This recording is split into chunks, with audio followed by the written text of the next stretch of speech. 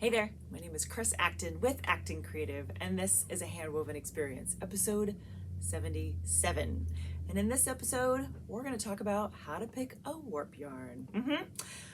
Your loom is empty. You've just finished your project. It turned out great, and now you are ready for the very next thing. So, what's up first? Well, thinking about your project, making some plans, you need to select a warp yarn. Now, you may be thinking, what's the big deal? Aren't all yarns created equal?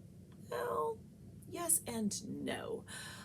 The warp yarn has some very important tasks that it has to do that are unlike other parts of the project, specifically the weft yarns. That's a different camp altogether. So your warp yarns need to do two things.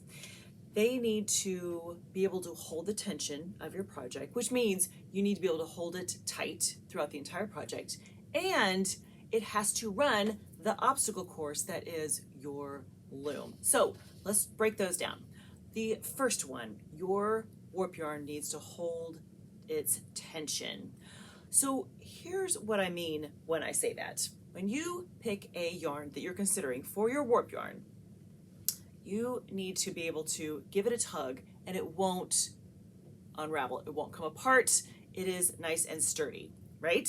That is the main thing, because that yarn is going to be tugged on the entire project. So that is a very key thing. If you give your yarn a tug and it comes apart, that is not the one you want to use for your warp yarn. I found this example in my stash the other day. It's so unique. Interesting colors, right? But look at this. It's got stretch to it. Not great, my friends. You don't want a warp yarn that is going to have any kind of stretch to it. It needs to be nice and solid and not break and just be very reliable. That's the word. You need a reliable warp yarn. So, number 2, your warp yarn needs to be able to run the gamut that is your loom. And what do I mean by that? Well, each warp yarn in your project is going to have to travel through the dents in your reed.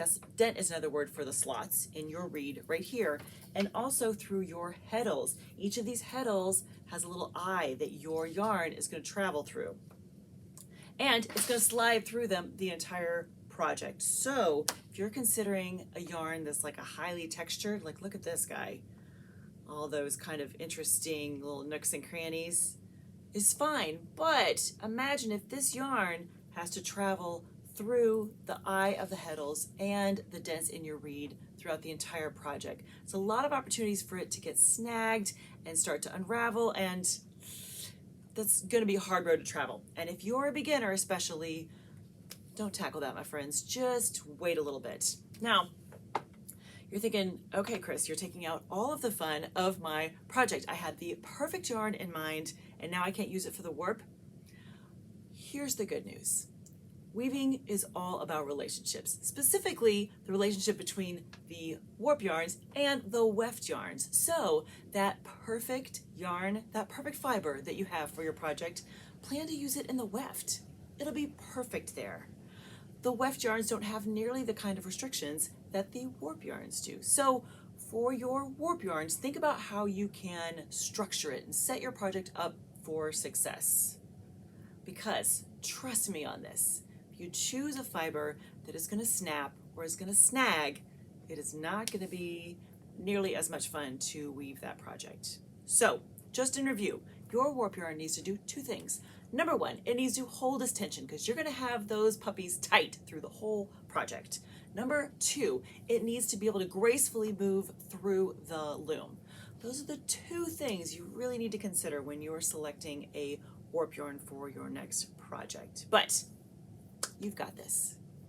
No problem. Piece of cake. So, pick some great warp yarns for your project and let's get weaving, huh? All right, friends. Have a great week. Happy weaving.